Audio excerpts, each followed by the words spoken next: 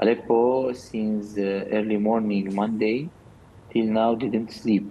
All the people in the street, the people who have a car, they are sleeping with their children in the car, and the other is in the shelter or in the park, in the schools, in the street, exactly. In the bad weather, but everybody is in the street. The situation is so bad, the feeling is so bad. Most of them till now is shocked, and the suffering is in the most degree of sadness. As you say, for those people who have survived, they are largely without shelter and basic supplies, and the temperatures are very cold there at the moment as well.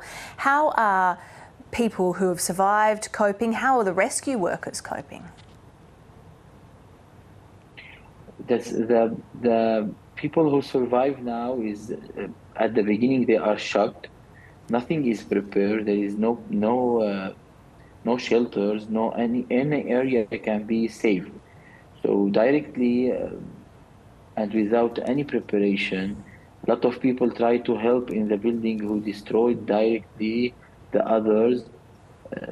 Every day there is still some dying under the ground, under the building.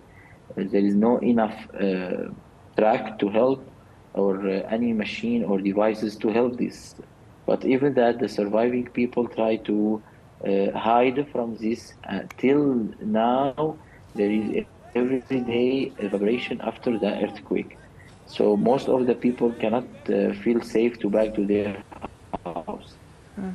Yesterday, the government and the engineer from the organization went to the house and checked for the safety of the building, and they said around more than 500 buildings cannot be safe anymore. So they asked their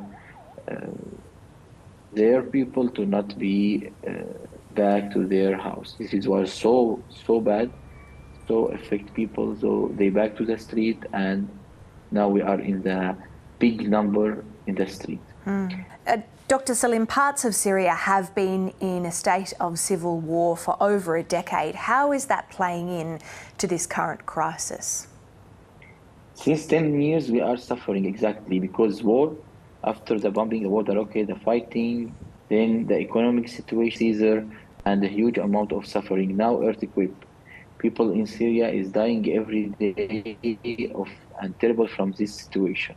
They cannot move, they cannot believe that they can continue. Until now, a lot of countries in all the world stay in the Caesar field, in the prevent most of the helping to Syria, waiting, I don't know for why, but this is not fair for any humanitarian field. The rebel forces control significant parts of the area devastated by this earthquake. How is that impacting the aid effort there?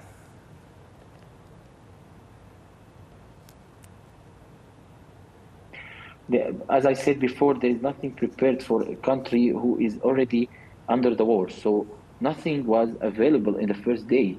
In the cold weather, there is no blanket, there is no sleeping bag. The church opened all the walls, around 14 centers, with each center around 1,800 person, but without anything. From Beirut to come a new blanket, there is no sleeping bag. We wait from Damascus. So the first day and the second day was so bad for people who are in the street without any clothes, without anything. There is no material in the country. After 2 days, start a lot of good friend country like Egypt, like UAE, sending their plane to help.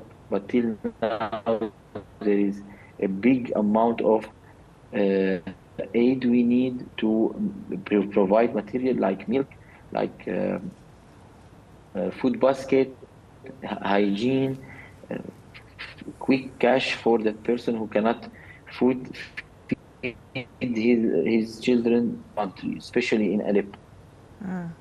What would you like to see, Dr. Salim, from the international community, from the UN and from other countries?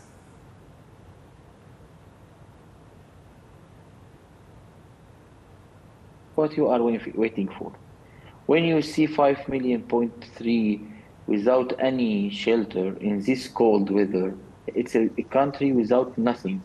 So I ask everybody who has really a vision or a belief in the humanitarian and the humanitarian of person, or believe in his God, that there is country destroyed, 10 years of destroyed in every detail.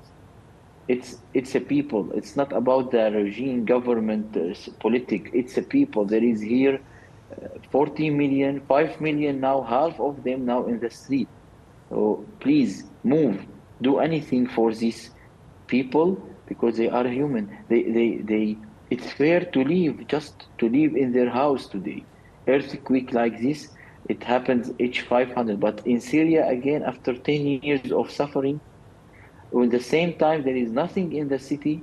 There is no food, no eating, no blanket, nothing in the city, especially the economic situation, no money with the people. So they cannot do anything. So please move for Syria.